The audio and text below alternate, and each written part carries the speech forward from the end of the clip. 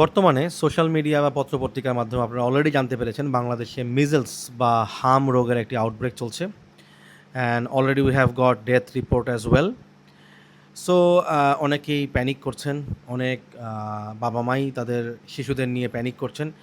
বর্তমানে কিন্তু শিশুরা ছাড়াও প্রাপ্তবয়স্কদের অনেকগুলি কেস রিপোর্ট পাওয়া গেছে যে প্রাপ্তবয়স্করাও বর্তমানে এই আউটব্রেকে আক্রান্ত হচ্ছেন। একজন মিজলস বা হাম আক্রান্ত রোগী তার আশেপাশে ১২ থেকে ১৮ জনকে পর্যন্ত সংক্রমণ করতে পারেন। তাহলে বুঝুন এটার ভয়াবহতা কতটুকু। এটি একটি ভাইরাসজনিত হাইলি কন্টাজিয়াস ইনফেকশন।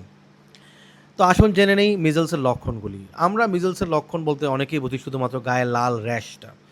এই র্যাশের সাথে আমরা অনেকেই পরিচিত।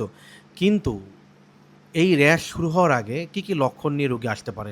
মনে রাখতে হবে ৩টা C. First C for cough, শুকনো কাশি থাকতে পারে।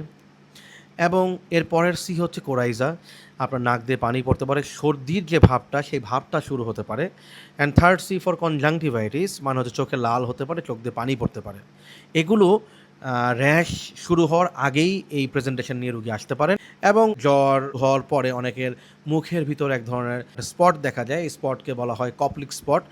এই স্পটটাও মিজলসের জন্য প্যাথোগনমিক। তো মিজলস কীভাবে ছড়ায়? আসলে আক্রান্ত ব্যক্তির হাঁচি কাশির মাধ্যমে বা রেসপিরেটরি ড্রপলেটের মাধ্যমে একজন থেকে আরেকজনের মাধ্যমে ছড়ায়। সো বুঝতেই পারতেছেন এই ভাইরাসে আক্রান্ত হলে অবশ্যই আক্রান্ত ব্যক্তির আইসোলেশন খুবই দরকার। এবং মনে রাখতে হবে র্যাশ বা এই ফুসকুড়িগুলি ওঠার ৪ দিন পূর্ব থেকে ৪ দিন পর পর্যন্ত একজন মিজলস রোগী অন্যদের জন্য কন্টাজিয়াস হিসেবে থাকতে পারেন।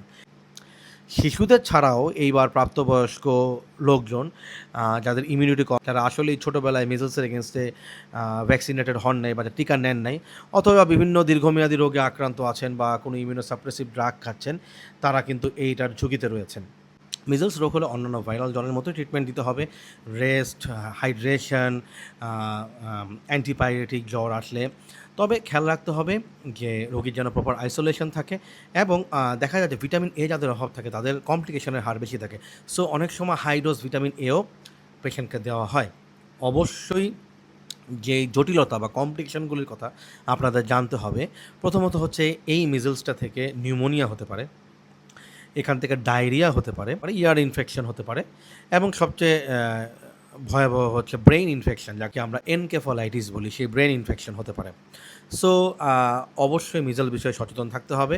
এবং যেই সিমটমগুলি আমি বলেছিলাম এগুলো কোনো একটা লক্ষণ পাওয়া গেলে নিজের শিশুর মধ্যে বা আপনার পরিবারের কারণে তাকে অবশ্যই আইসোলেট করুন এবং চিকিৎসক বয়স অনুসারে ইদার পেডিয়াট্রিশিয়ান অথবা অ্যাডাল্ট মেডিসিনের কারোর সাথে অবশ্যই যোগাযোগ করুন।